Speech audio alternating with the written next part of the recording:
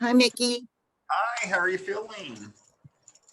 I have not been able to rest at all, so I'm sorry. it's okay. It's all right. I've been working all Yeah, afternoon, so wow. Well, I hate to hear that. I miss my compadre. I know I have needed you so much today. I was going to ask you, like, do you have flu-like symptoms? Do you feel like it's COVID? Do you? No, I just am drained. Mhm. Let me stop the recording.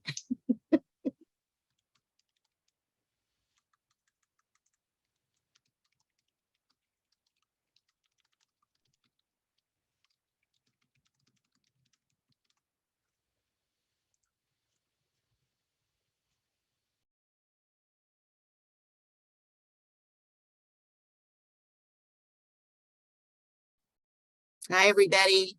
So we're letting Vince get logged on, and it's right at 3:30. So let me do a little bit of an informal introduction. First of all, thank you for your time. I know that this meeting was thrown at the last minute and most everybody is joining us today. So, and he doesn't realize that we can't hear him.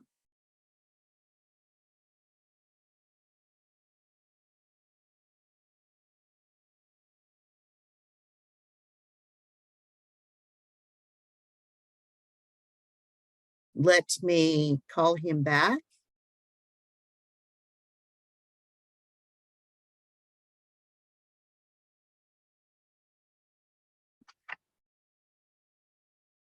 Give me a quote. Okay. We can do it. All right. Sounds good. Okay, sorry, Yes, Vince, sir. you were talking and I thought maybe you. No, Okay. I had someone. There Yeah. was somebody in my office. Hi, everybody. So this meeting is for him to address us and help us with our direction.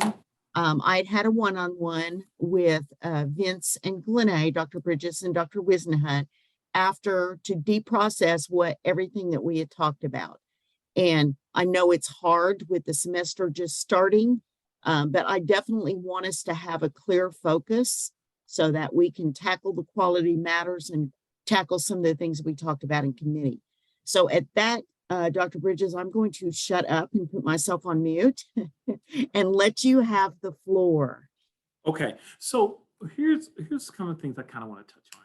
One, Dana Tully Williams had come to me and she asked me some questions and she said, we want to know more and more about how the online thing, what's going on with that? It's been a year.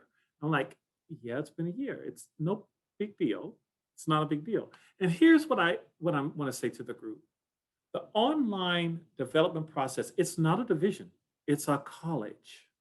So it is totally different than when you see BIT and you see SIM and health professions. It's not the same as that. This entity will have its own structure. It will have its own vetting process. It will have its own dean that will actually, and I'm going to touch on quite a few things as we kind of talk about it. The very first part of this that I had asked Dr.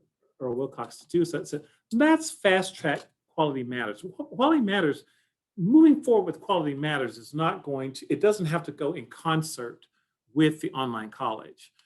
So we can absolutely start moving quality matters forward. People started getting training and understanding and looking at courses and going through that avenue. And I think Dr. Earl-Wilcox has already started moving that much quicker, which is wonderful. So the college, one of the things that I submitted early on, because the first focus for the online piece to the college is English. So I want to back up a little bit first. The online college will not be a college where we can just say, I don't want to, I'm teaching over here, now I'm going to go teach online, and that's because that's how I'm going to do it, and I'm just going to go do it. Every single person that's a faculty now, and here's the first misnomer that I'm going to dispel. You're not applying for your jobs at all. The majority of the people teaching in the online college will be at an adjunct pay, not a full-time pay. So as I'm not a full-time faculty person. So like if I'm teaching in BIT right now and I'm going to go teach some online courses, I'll just simply apply to the online college as an adjunct, and I will teach in the online college that way. I will be vetted accordingly, making sure I have the appropriate credentials and everything else. It is totally different than anything else we're doing. It has to literally sit on its own, and that's by design, which makes absolute sense. So then people say, well, how's that going to work? Who am I going to report to? Well, ask a pracademic, because pracademics who teach at multiple schools have multiple reporting structures, or teach in different places on campus, you have multiple reporting structures. So you would have an issue where you would be addressing someone leading you in the online college. And then if you're a full-time person in BIT or SIM, then you would answer to that chair and dean. And they're two separate dragons. They're not the same thing. It really is separate. And the very first piece that we wanted to start with was English. Now, does this mean that the online college is going to be can do things on its own and not even consult the divisions? Well, no, that doesn't even make sense. It doesn't work. Can y'all hear me okay, by the way? It doesn't make sense. So let's take English. We start to transition English over to the online college. Well, we certainly can't do that without the chair over English. We certainly can't do that without the buy-in of the English faculty, because we got to make sure one thing is important. Whatever happens in the online world must also happen in the face-to-face world. And when the students walk out of those two venues, regardless of which one they took, they're singing the same song in the same key.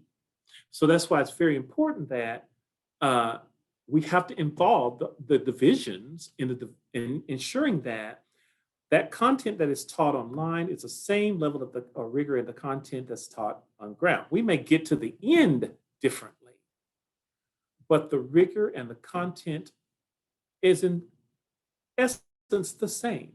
And Max did this really well one time. And I think he used geology when he was he was talking to me about he and another professor, and Max, you probably will remember this. You said, you know what, I can teach this and he can teach, but he may focus more on X and I may think, Y, but when we get to the end, I know that those outcomes meet the same. That's called academic freedom. And as we start moving forward with the online college, it is not a threat to anybody in the school, not one person. It's not a threat to your job. It's not a threat to what you're doing right now, not at all. So I want to dispel that as well. I think people are worried so much.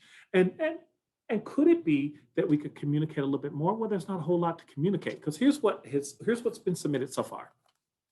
So we have sent in for an English coordinator, English comp coordinator, I think is what the title is we gave it.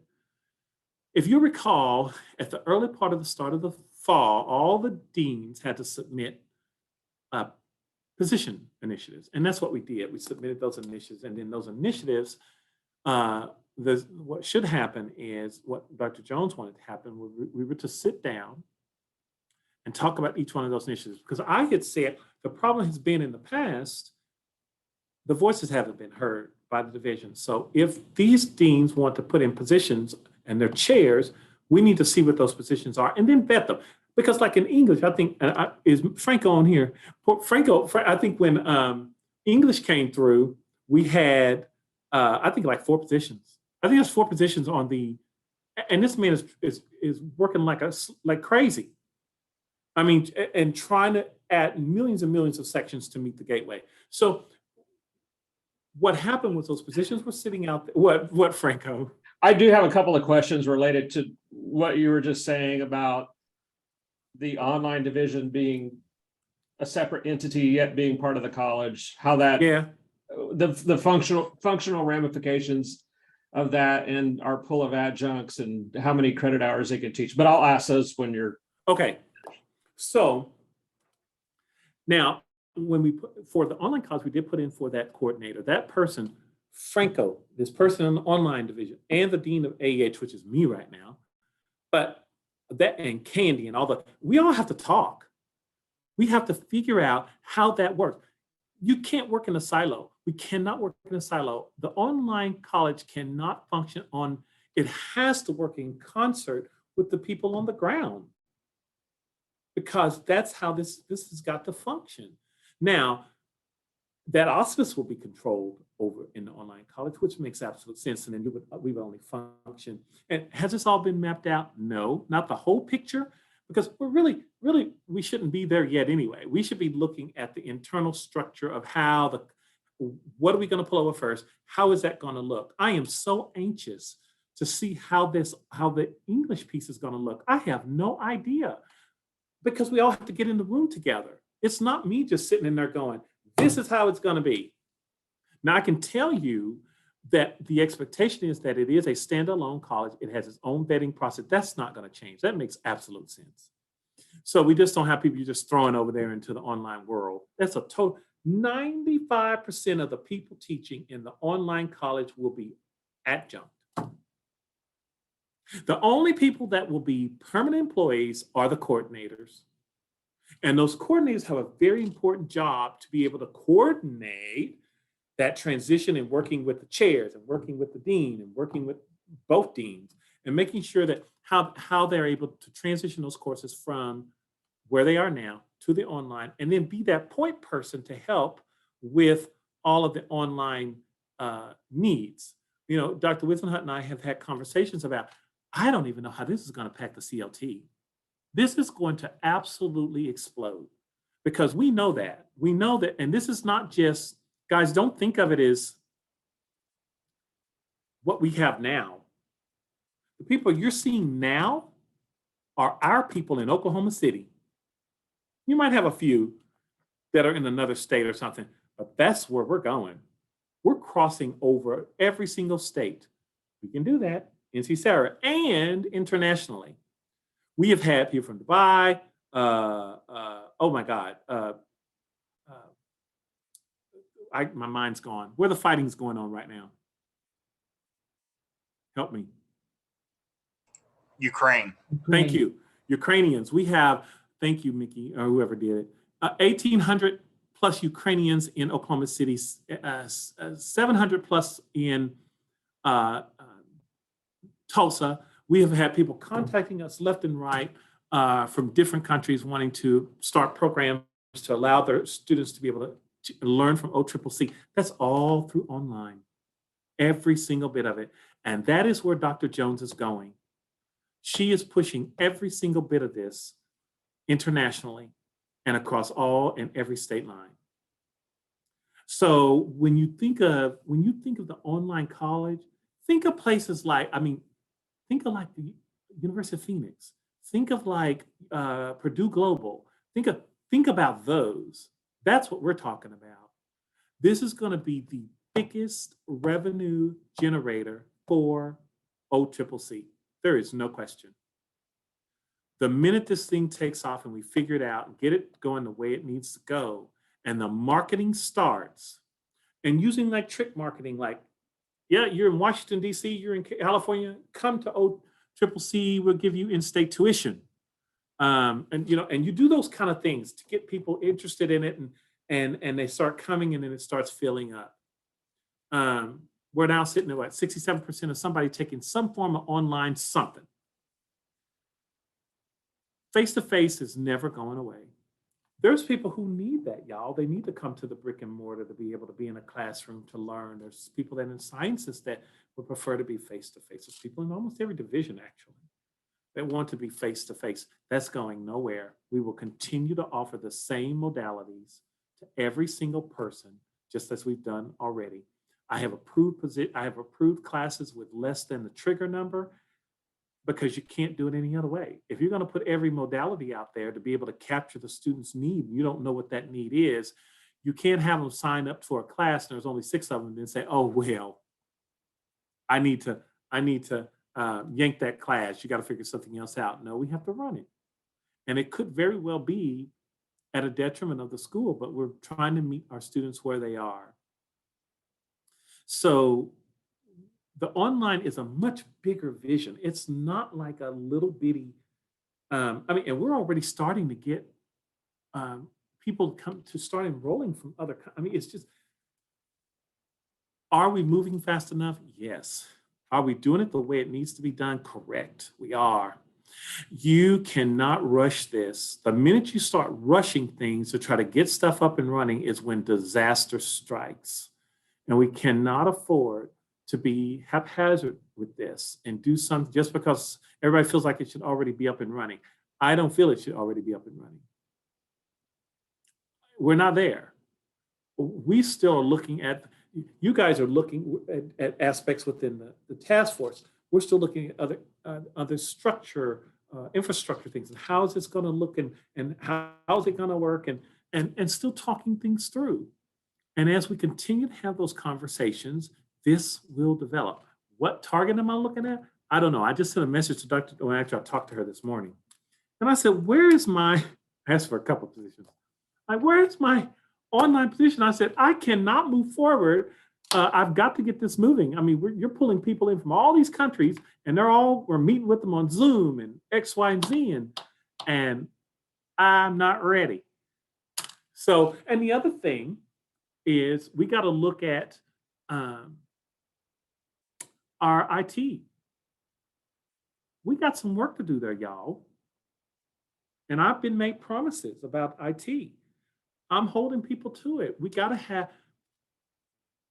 the one thing we can't have is to kick off an online college and the online piece is not even there. And this has nothing to do with Tim Wisenhunt. This has to do with equipment, y'all. We have equipment older than everybody. We add all our ages together on this call and the equipment's older. And I don't know how long you expect it to work. At some point you gotta fix it. So I'm hoping that we can put the new equipment in and get it, at least get it. I mean, I'm worried about that. I mean, once you start ordering stuff, I mean, everything takes forever now. You know, I mean, I can imagine Tim coming to work every day. I mean, this is crazy. So we got to look at that piece and make sure that people are able to still, we can support all this that we're getting ready to do. Don't panic. This is no threat. It is not a threat to one person in this institution. Not a one. It's not going to affect your job. You're going to still be doing exactly what you're doing. So I don't want you to think, because that was asked of me, how many people are going to lose their jobs? What?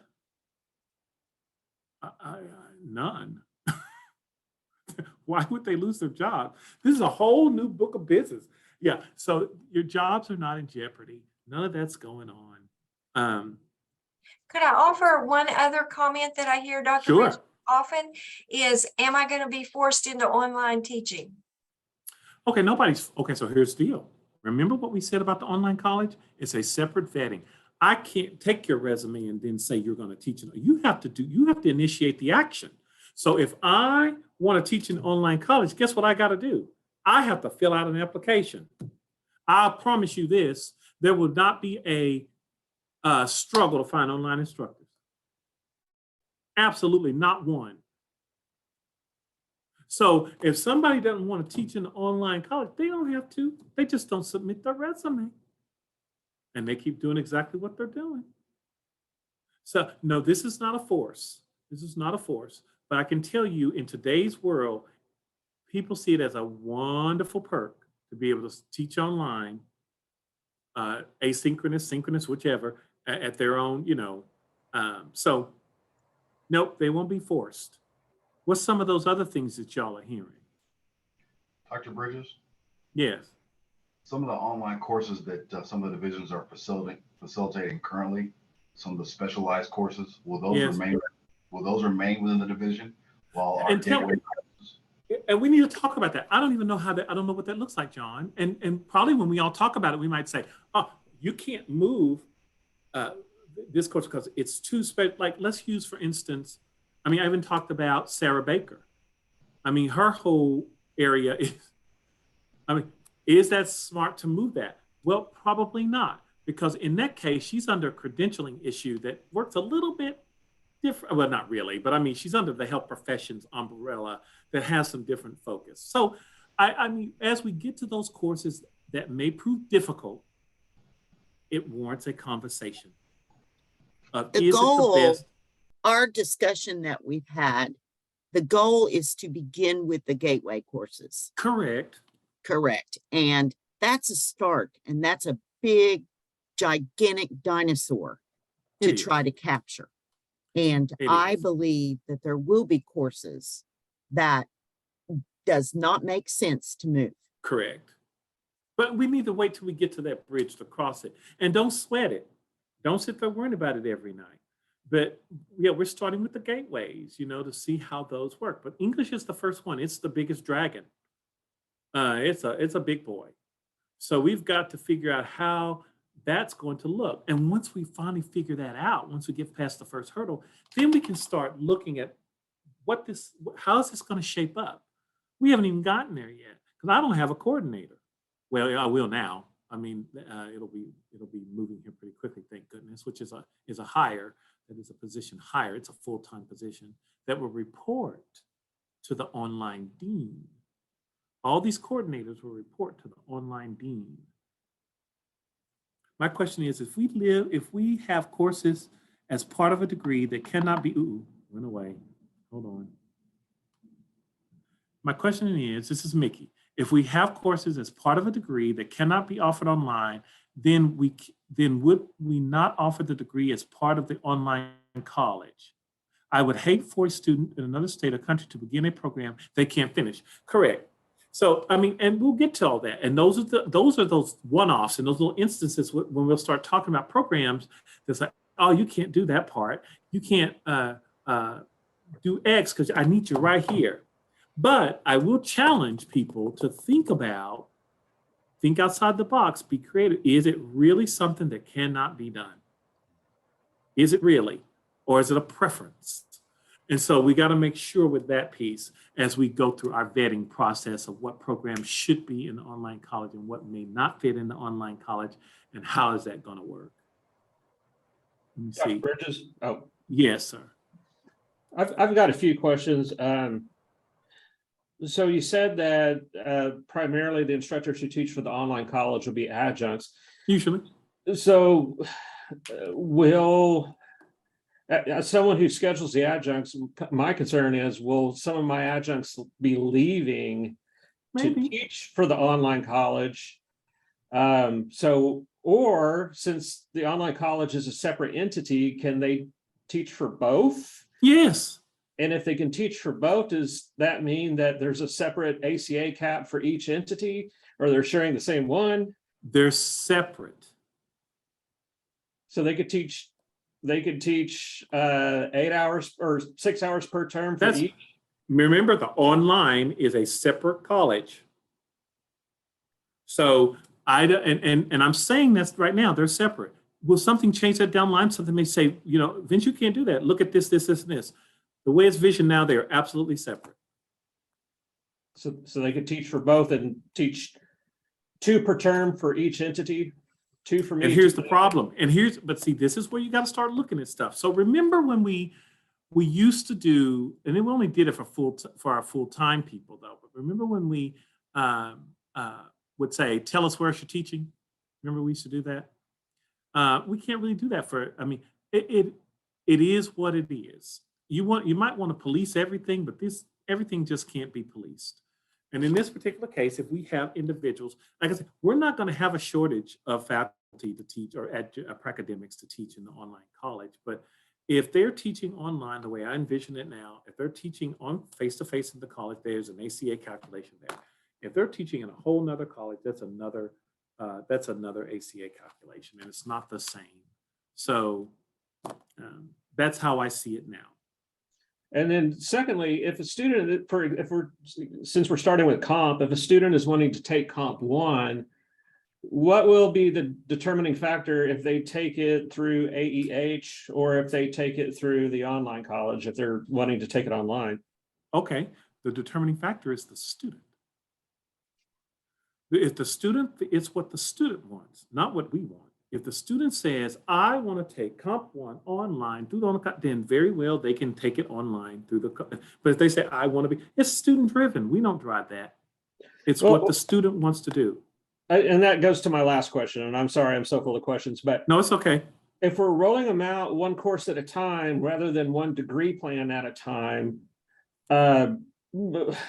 if I'm a student, if I'm wanting to go to the online college, but my whole degree is not offered through the online college, why would I take Comp 1 through the online college and not just through AEH? Yeah, see, because Franco, remember, we're starting out. It is not smart to take an entire degree plan and throw it into an online college. We have this degree because we don't know how that's going to look. We have to be very careful as we start this process.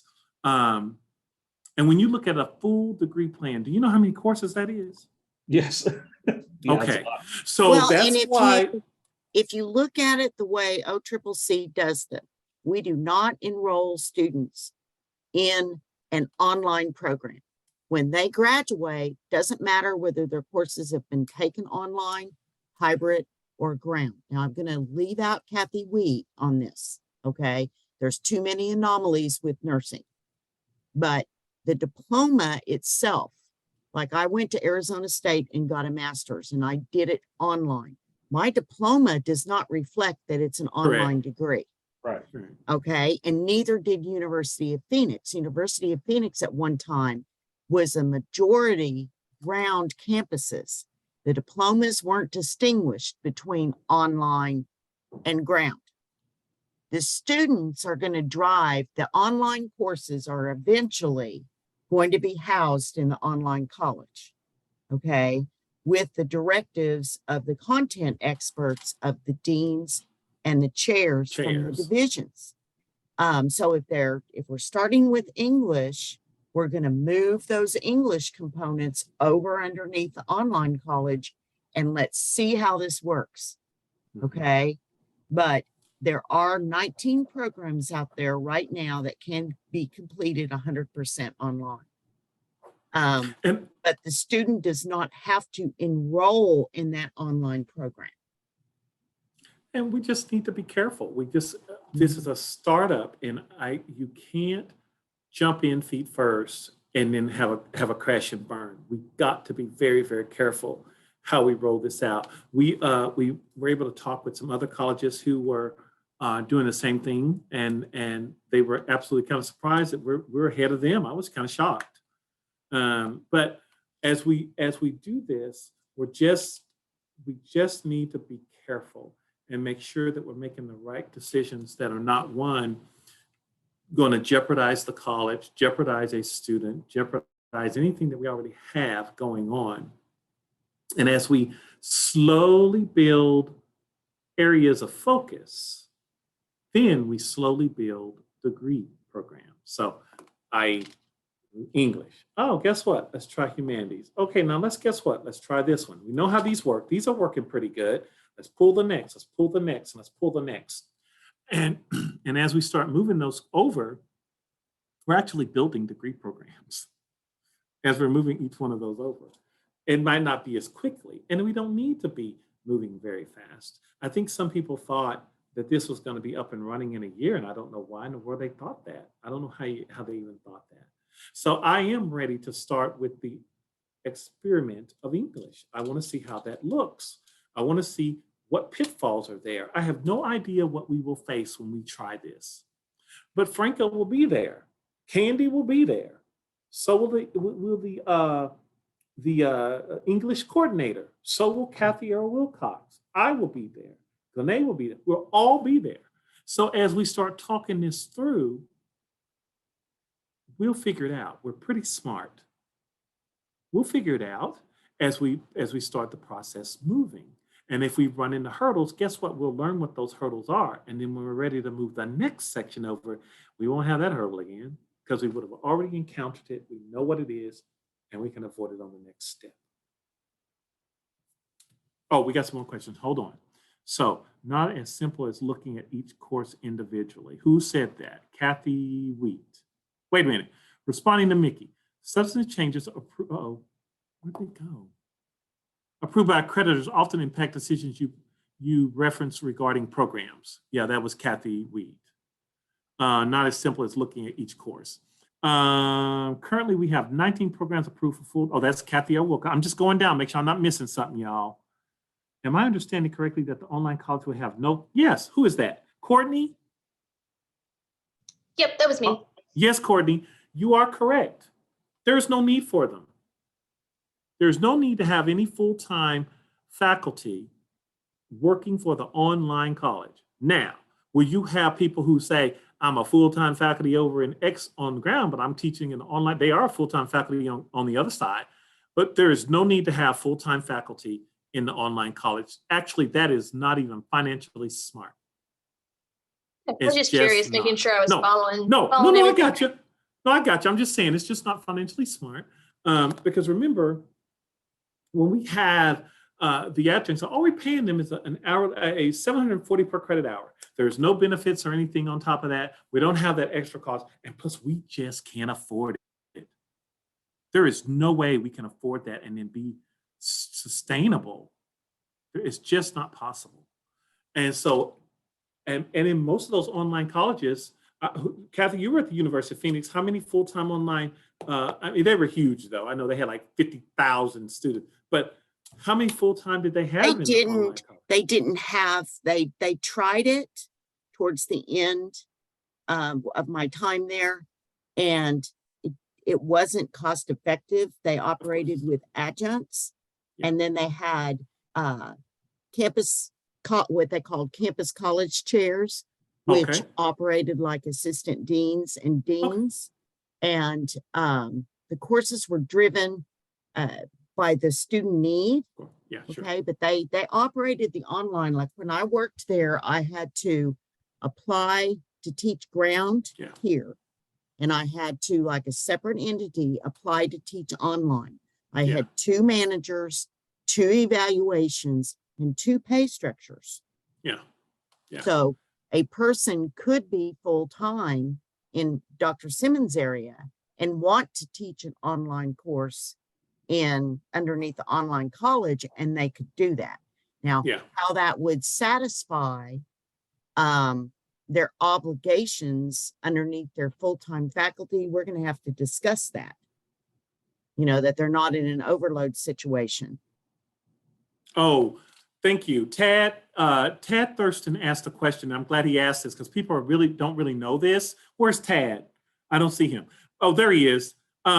He said, when a student takes an online course right now, is there an identifier on the transcript? It is not. We do not script it. It doesn't say, and this is one of the things that was so odd to me. And I'm going to use Max again. Max going like, will you please keep talking about me? So some of the science courses, well, Tad this is Tad, but some of the science courses were on this matrix that they use. And it said, if the person took and I think there were numbers, and one of the numbers is 8, and they're going to have a meeting in September about this, but it said for OCCC, if the student has taken an online X, then they can't come into OCCC because they need to take it. We don't accept it. Well, the problem is none of those schools are scripting online courses.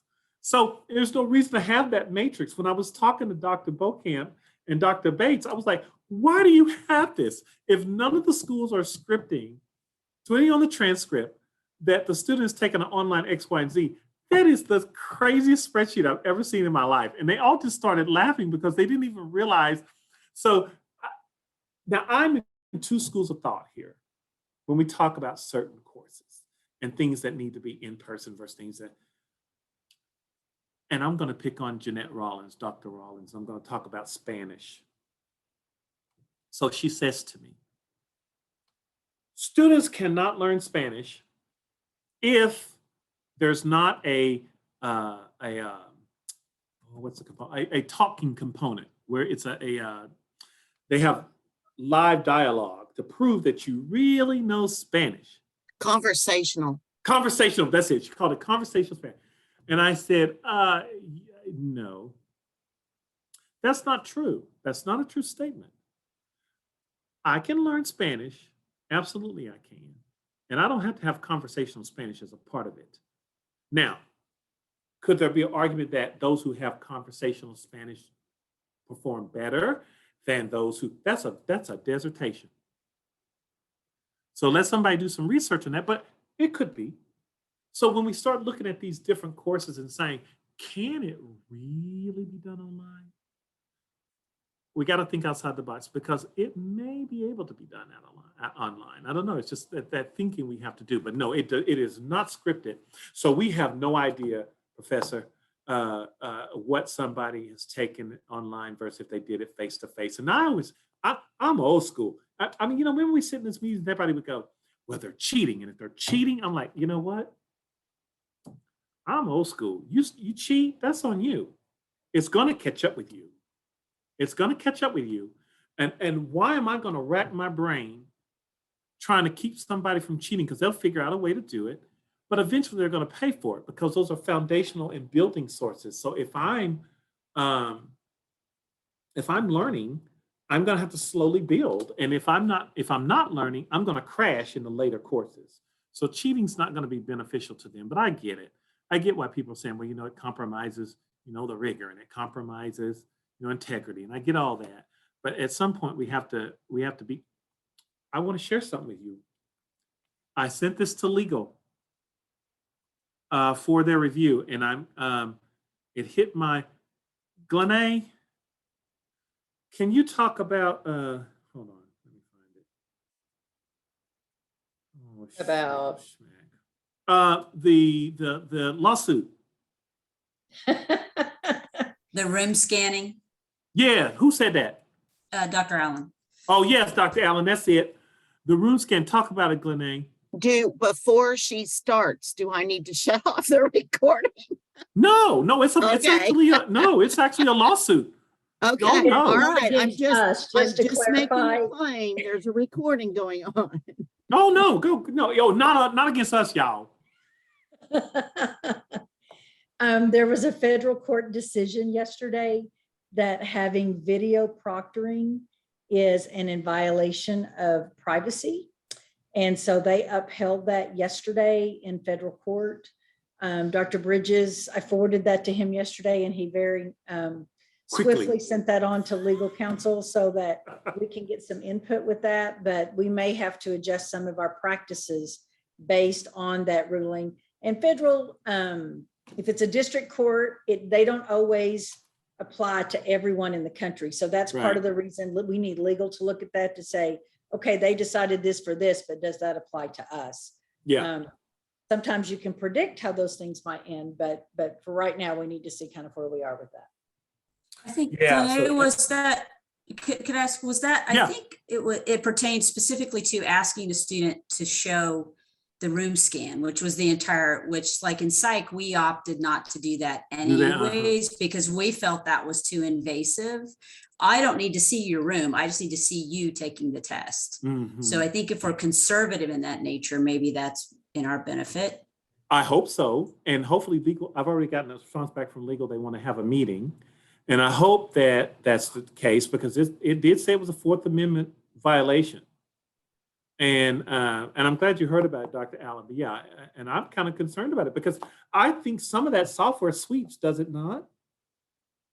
Yeah. So I don't know how this is going to impact us. I know, like with Proctorio, you actually have to enable that. Yeah. It doesn't just automatically do that. Okay. And we probably won't have Proctorio when we get. I don't know where we're going to be on the software, but I do know that is an issue that we're looking at to try to figure out. There's some questions. Hold on. There might be different adjunct pay for the online college. Why would we think so, Professor Morrow? Just curious, since the colleges will be separate, that may be no. Nah, no, there should be no reason. Matter of fact, I believe there's more work for online than there is for face-to-face. But the structure needs to stay the same. We pay more for our faculty and adjuncts than any other college. They sent out a survey to all the vice presidents, and they listed how much they were paying, and we pay more, $7.40 a credit hour, and I would expect that to stay unless somebody could give a really big argument. I would expect that to stay the same for online as well. And then if we have an increase I think the last time we had an increase, I can't remember, I think it was 690 was what it was a credit hour before, and then we went to 740, and I don't remember how long ago that was, but we've not had an increase in that number, and there's really no reason to increase it since we lead almost every single college in pay. Will students have a separate application admissions process since the online college will be separate? Now, I don't think so. That's just me. And now this is something we got to bring in Amanda and Hog and Dr. Jones, the new vice president for student affairs. Dr. Jones would have to, is that his last name, y'all? I think so. Johnson.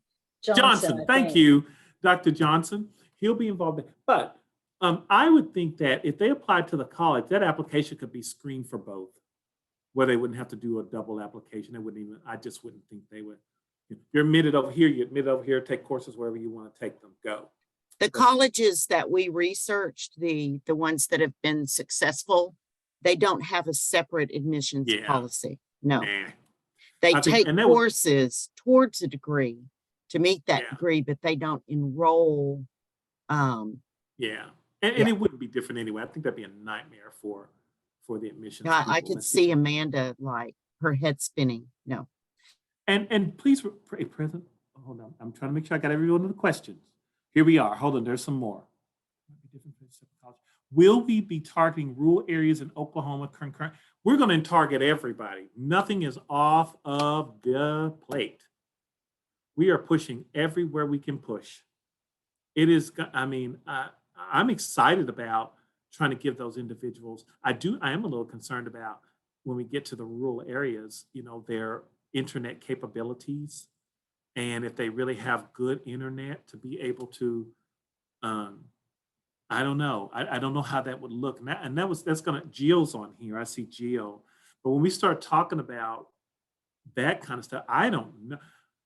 I do know this from a health standpoint, because I know that, like, for instance, like telemedicine, when people in the rural areas can't get to a hospital and they have difficulty sometimes trying to get those connections. So I'm not sure how that would work. We have to try, of course, but I mean, the rural areas are treated like stepchildren. They don't have any good internet. They don't have good anything. And I mean, you know, I don't think, like, there's no, there's always some, like, for instance, like in Newcastle, they have something, I think it's called Pioneer Service or something. And it's not even, I hear people complaining about it all the time. That's just downstream. So we will be reaching to those rural areas. But we gotta make sure that Pioneer. Thank you. What did I call it? Yes, Dr. ma'am. Britt, Sir. OneNet with the Regents had a huge initiative of getting the internet out to the rural areas. And so I'm not sure how far it went, but that's been a big initiative for them. I remember this. He talked at one of the Regent meetings, and you are correct. So that would be really great if they've already kind of gotten out to those rural areas and really made that happen. That would be awesome. But yeah, OneNet, I remember them. Absolutely. Let's see if there is other questions. No, not anymore yet. So I have mean, a question. yes, ma'am. Just to make sure I understand. So the English coordinator that you were mentioning. Yeah. So, and it sounds like that's kind of the test run. So assuming that all is works well, would the idea then be to have a coordinator for every program that would be under the online division? We will have so we will have coordinators. I haven't thought that far down because we don't want to have 9,000 coordinators in the online division, but we know that there are certain ones that they have got to have a coordinator because they're so heavy. So, like, we know we got to have one for English. We know we have to have one for the sciences or math or whatever, any of that stuff that that might end up being online within itself. And I don't know how that's going to look yet. But as we start working through this process, it will reveal itself. We will know exactly how that needs to mesh out. Now, when we look at other models at other schools, it's great to look at those models, but that doesn't mean that model really is going to fit for what we're doing. We have to really put our best foot forward for what we need. And so I don't know, Anne. I know I will have coordinators for very key gateways without question. How that would look for the others, and what we may end up having to do, we may have some coordinators that are cross-trained to do certain things. I know we That would talked be the smart last, thing to do. the last meeting about the potential of like division liaison, so Yeah, I could kind of see, like you were saying, comp, certain areas being so big that they Yeah. might need their own, while some programs could be under one liaison. correct. Yeah, yeah, absolutely. Like a one, yes. And so we'll be able to see more of that as I'm just so excited about wanting to get the first one rolling, just to see what it looks like, to see what hurdles we have, to see what bumps. Did we pick a big boy to start? Yeah, but that's a good thing. We'll figure it out. With all of our heads together, we will figure it out.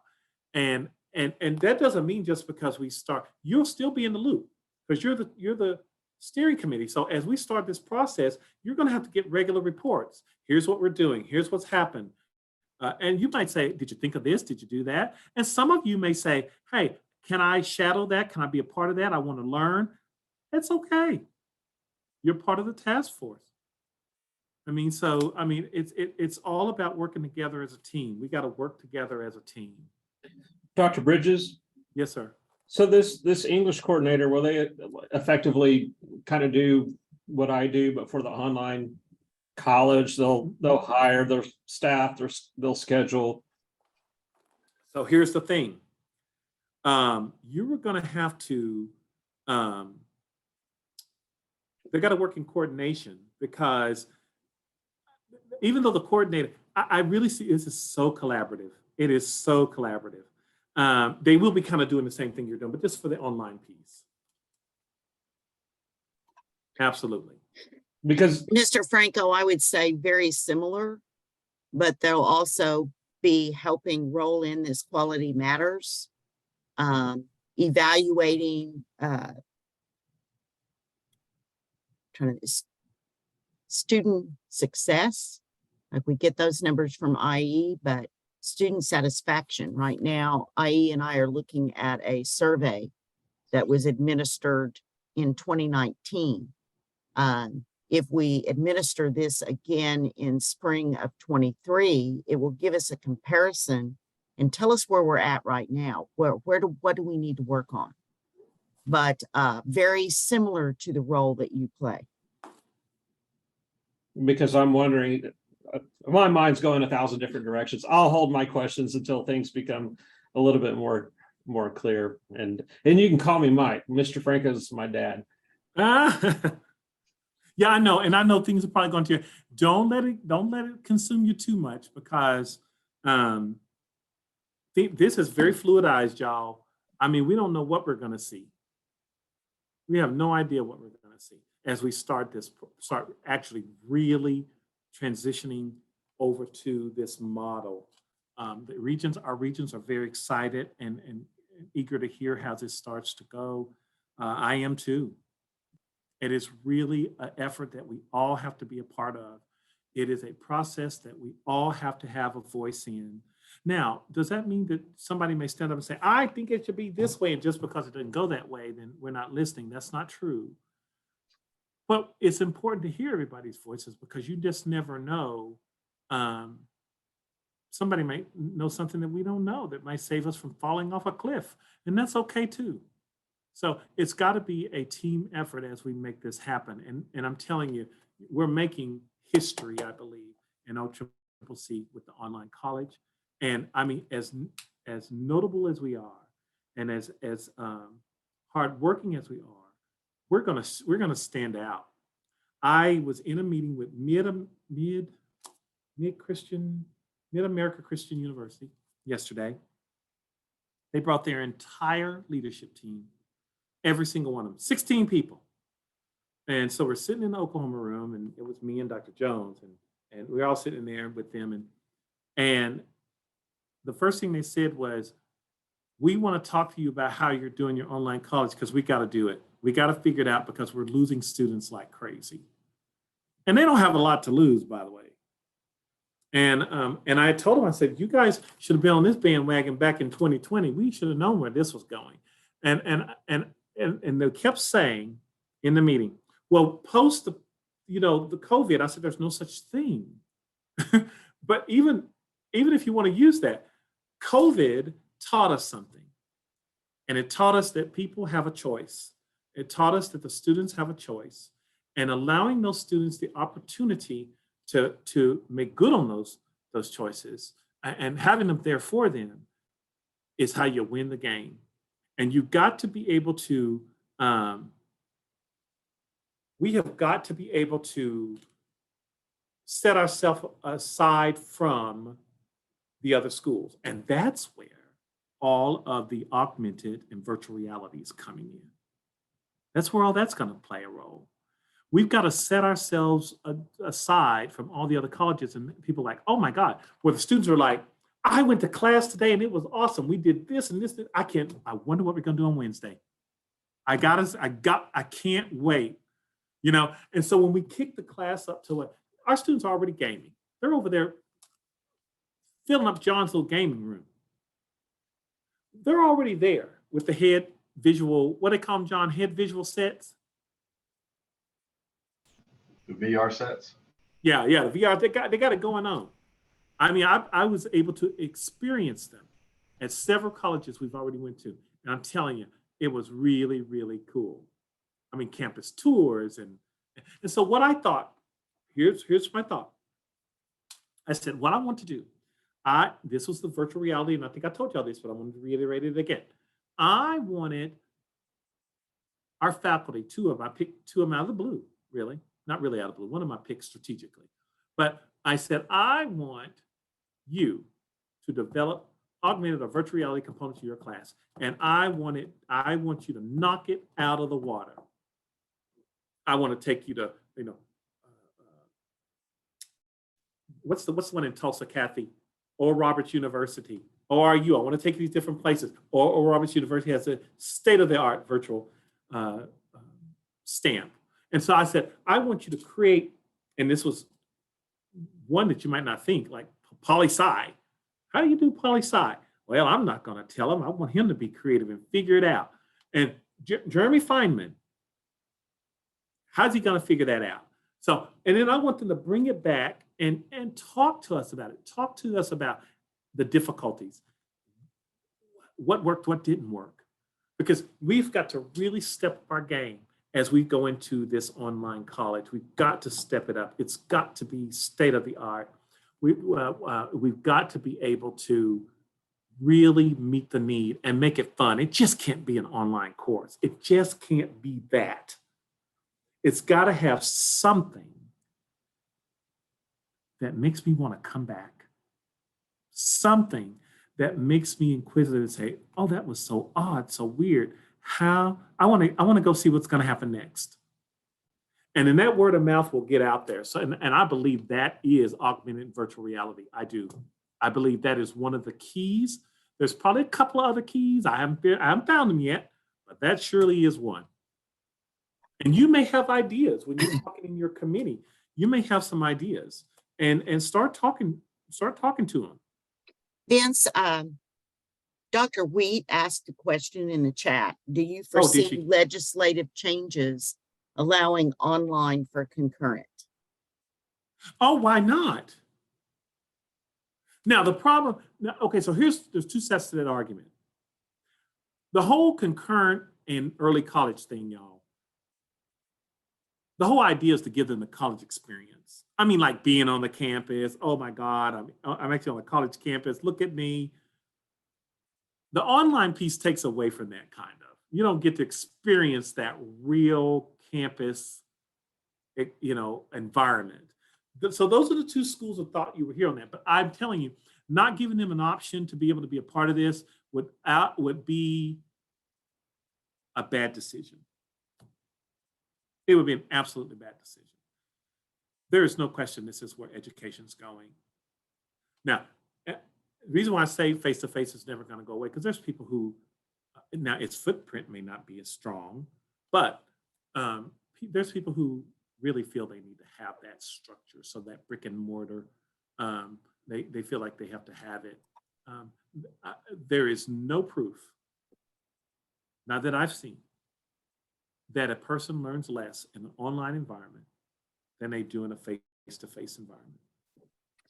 Our next question, Vince, was from Courtney. If we're targeting rural students with limited access to internet, how will we ensure equitable access as we incorporate XR and the like? Jennifer Allen posted a response to that. In a meeting I attended in spring with multiple college access across the US that were developing online, one of the schools went directly to Verizon and partnered with them to bring the internet to students. Oh, now that's kind of cool. That's a good idea, Jennifer. What's the Really level cool. of OneNet's internet? What do they do? How is theirs high speed or something? How's that working? Okay, so OneNet is high speed. So I mean, we have no control. That's why I said that's one of the things we have to explore. We have no control over the quality of their internet. I mean, we can influence it, like Jennifer was saying. Go ahead, Jennifer. I was just going to say, they actually had the execs from Verizon attend the meeting and talk about how they almost set it up almost like a business structure for them so that they could do hotspots for the students. They could do those kind of things. So rural communities. Yeah. So I think something like that would absolutely help some of these rural communities and high school students and things that need that access. Oh, I love it. Absolutely love it. So yeah, so that would be how that, and remember, rural is just this much of where we're going. But I mean, they can come in, they can get a piece of the pie too, but this is huge. This is really, really a big deal. Especially when we start doing the various countries and starting to get, and they're already asking. It's not, we're already getting inquiries.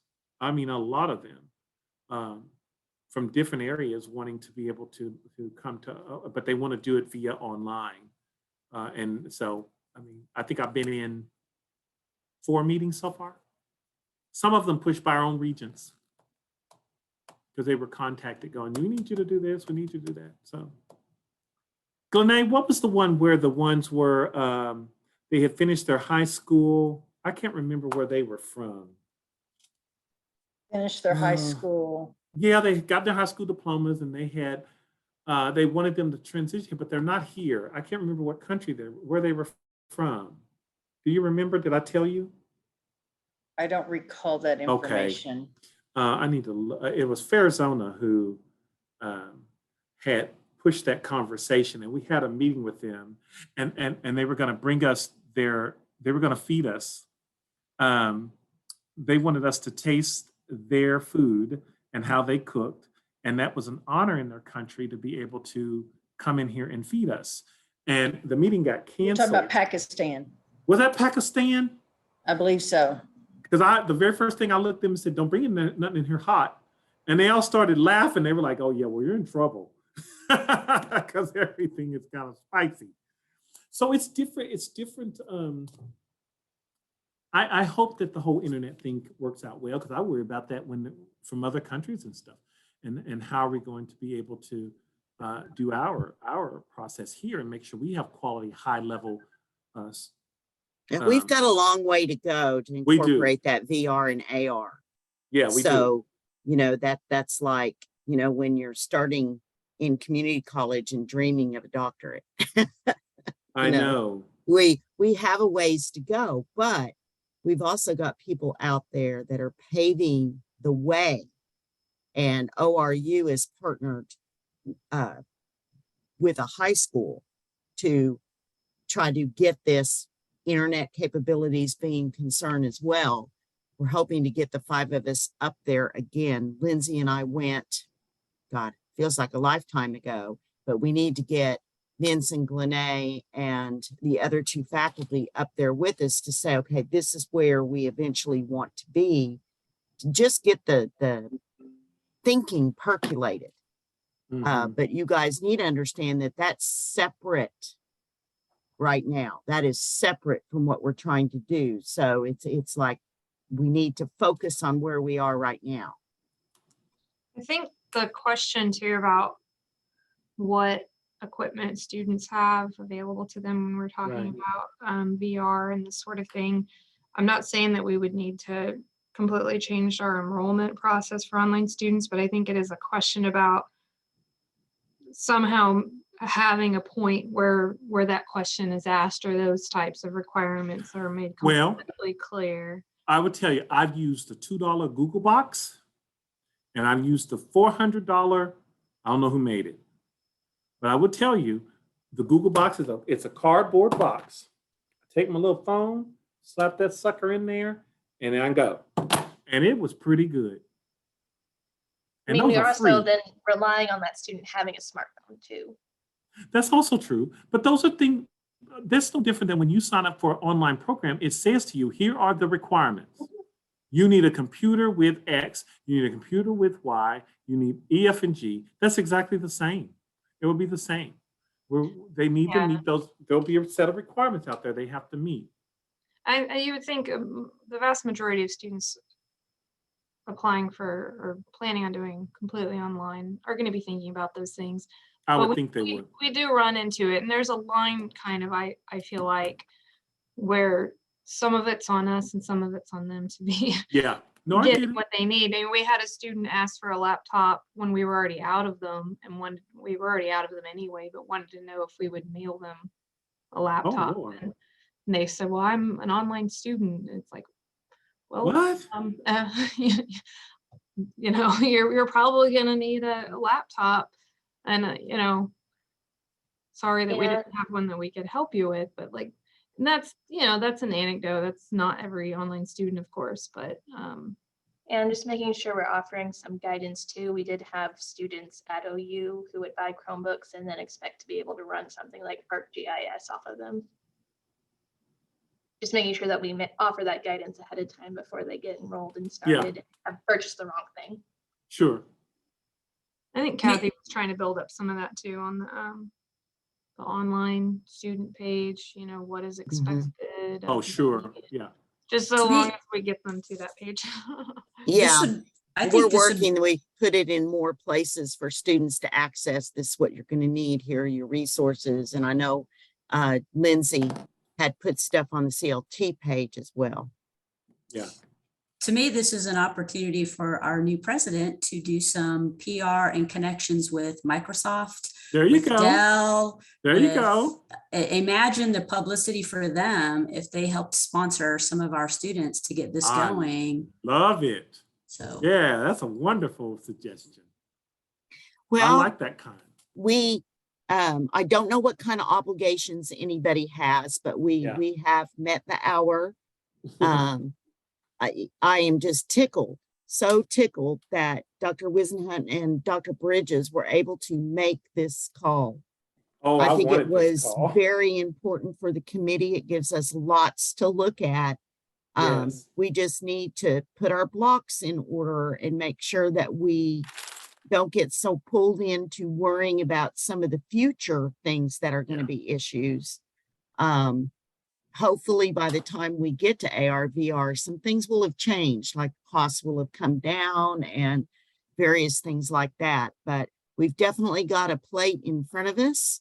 Yep. Sounds like our program coordinator may have Yep. be in the future. Thank It you, will. Vince. He's been trying for months. Hopefully we can have it approved and- next week and get it done. Yeah, awesome. And then you're going to see more and more information out there about Quality Matters. And then as soon as we get the survey stuff through the executive committee, I'll start sharing that information with you too, because I want your input. I don't want just one pair of eyes on this. Okay. Right. So we're battling this on several fronts. So thank you, Dr. Bridges. You're welcome. Thanks, And thanks- everybody. We appreciate you. Yes.